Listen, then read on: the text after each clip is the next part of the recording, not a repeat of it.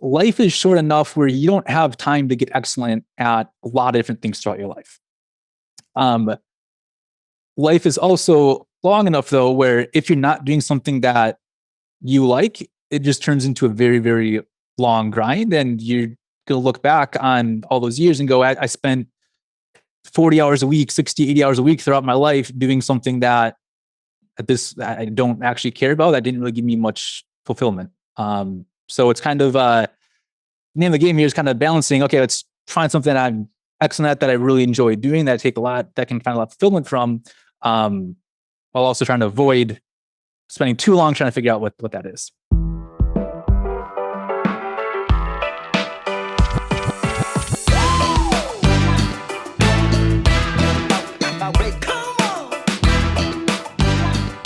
Today, we're diving into what it really means to build a life by design, not by default. This special collage brings together powerful voices who've mastered the art of life planning, from finding passion and balance to building relationships, staying disciplined, and aligning your goals with your values.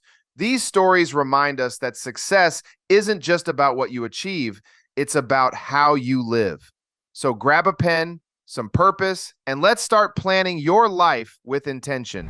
Whatever is important to you. I think, if you want to be excellent at being a dad, what are the things that the connections you have with your kids? You want to be excellent at being a husband and how you cherish your relationship with your spouse.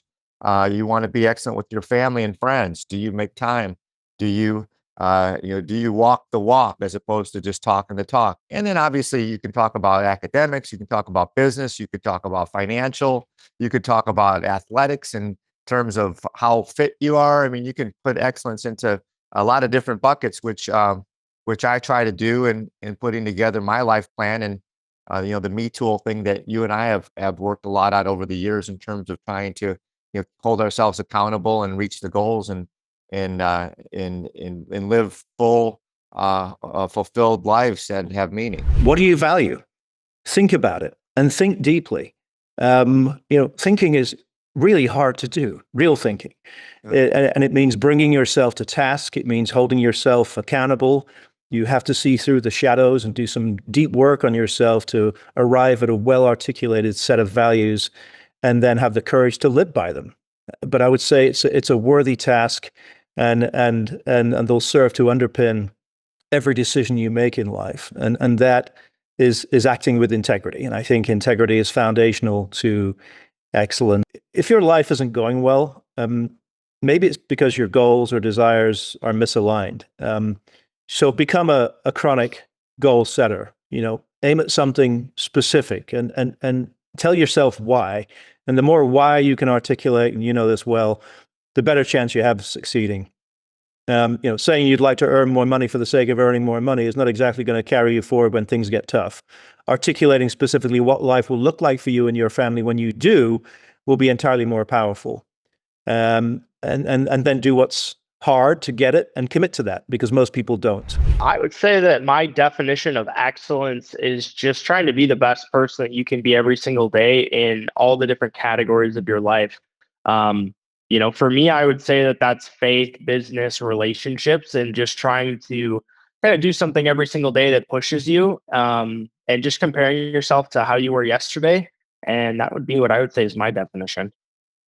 And when you say compare yourself to how you were yesterday, what are you doing when you're comparing? How are you gauging, and what are you looking for? So I'm trying to compare, did I get better today from where I was yesterday? Right?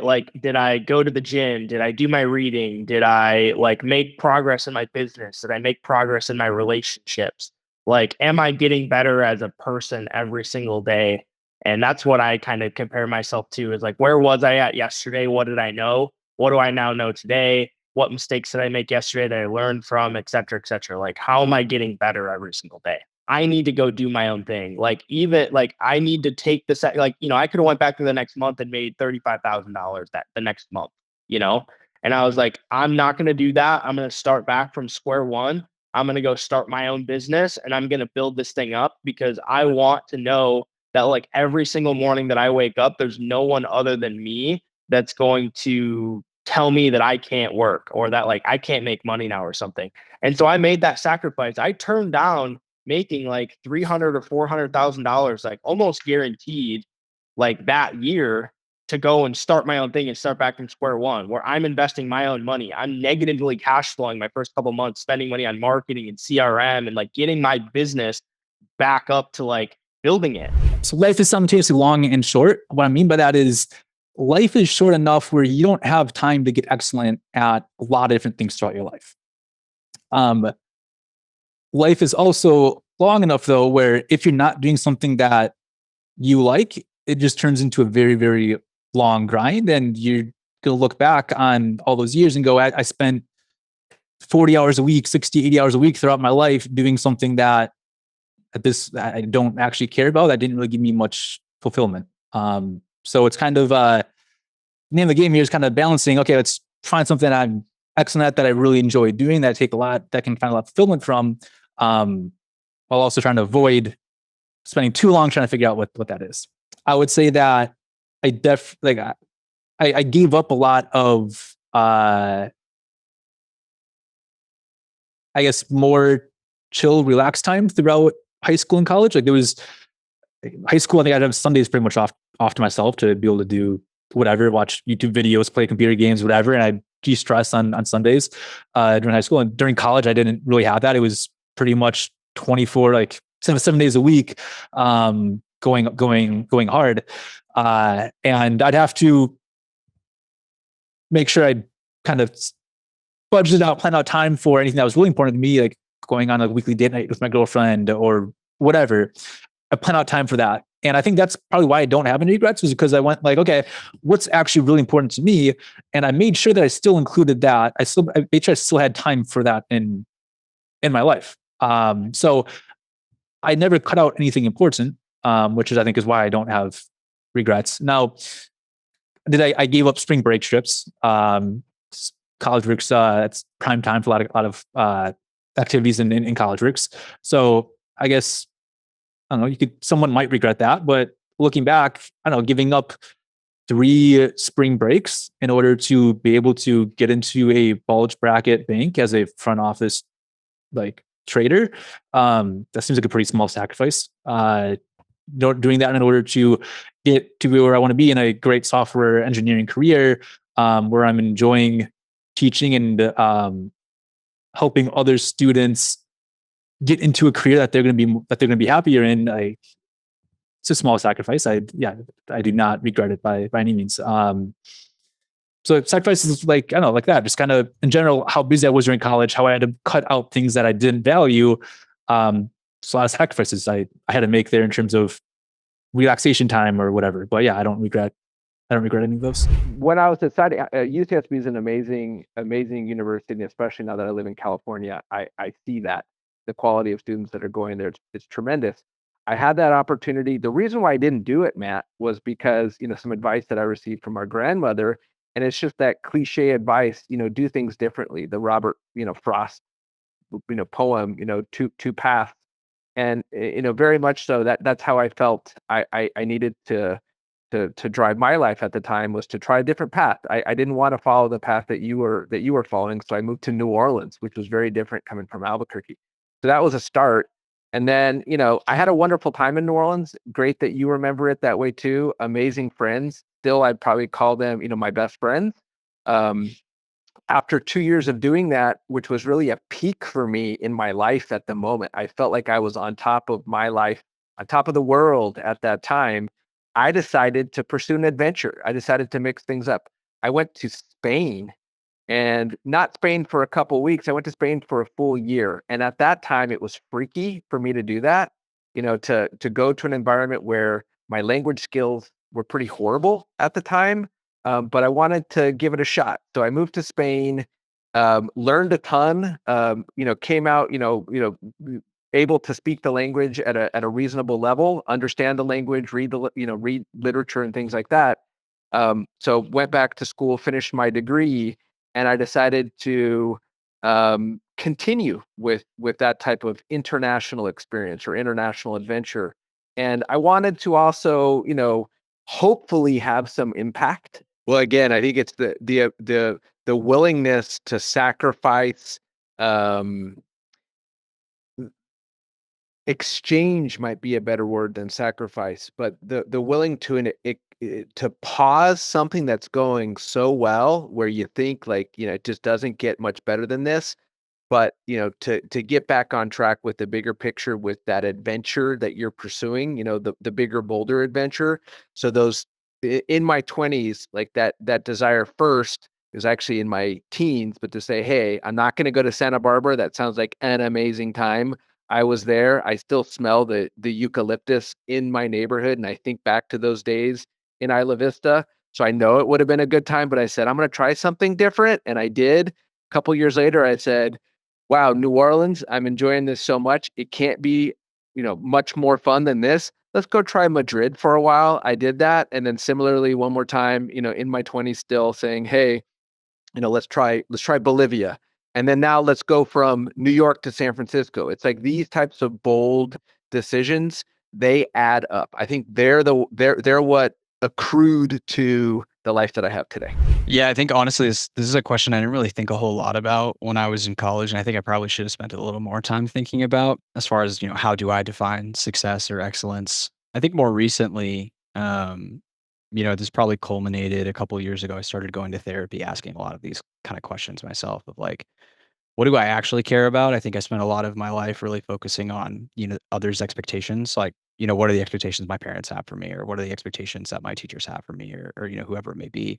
And so I kind of let that sort of guide my way, hence you going through the typical. So you go to college, you get a nice corporate job, you know, get a nice apartment, nice house, whatever it is. And I think more recently I've kind of said, I don't know that that is actually like truly what I would define as success. And it wasn't really bringing me the kind of joy that I was looking for. And so I took a step back and just said, like, well, what are the things that I really do care about?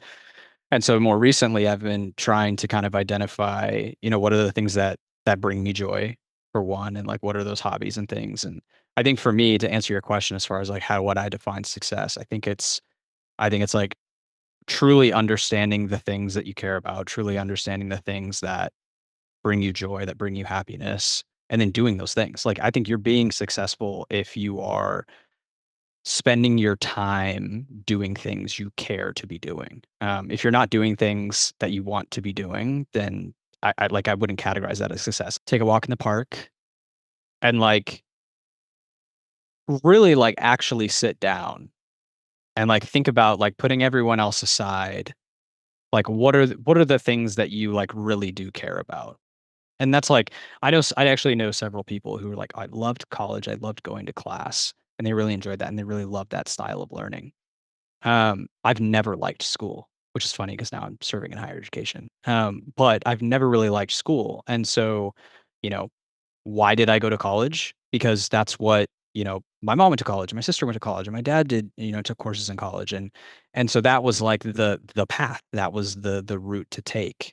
Um, and so I think for me, it would be just like really sitting down and saying like, is that actually the thing that I want to do? And like, obviously it's landed me in a great place, but I do think that I would have served myself more had I sat down and asked some of those questions. Priorities. It comes back to prioritizing exactly what you want. So for me in college, it was school, then football, then Marines, then college works, and then friends. So whenever I was making a decision about how to spend my time, how to make my schedule, I would prioritize school over everything else, then work my way down the list. So once you have the priorities straight, and then you're okay with missing a little bit of sleep to have fun, it really just all works itself out. You gotta be able to have the discipline to say no to some stuff and able to succeed at the stuff you really want to. What would you tell your 20-year-old self? Besides invest in Bitcoin, I would probably just make sure to journal, make sure to to write down everything that you're really going through. That was a huge thing that helped me through any crucible moments of my life, challenges in football or college work to the Marines. Holding myself accountable that I had control, that I was responsible for my success and failures. that was really motivating and calming, de-stressing to know that you are responsible. And then, when you write it down, when you journal it, it just becomes more clear. It seems way smaller than all your problems feel when you just have them rattling around in your head all day.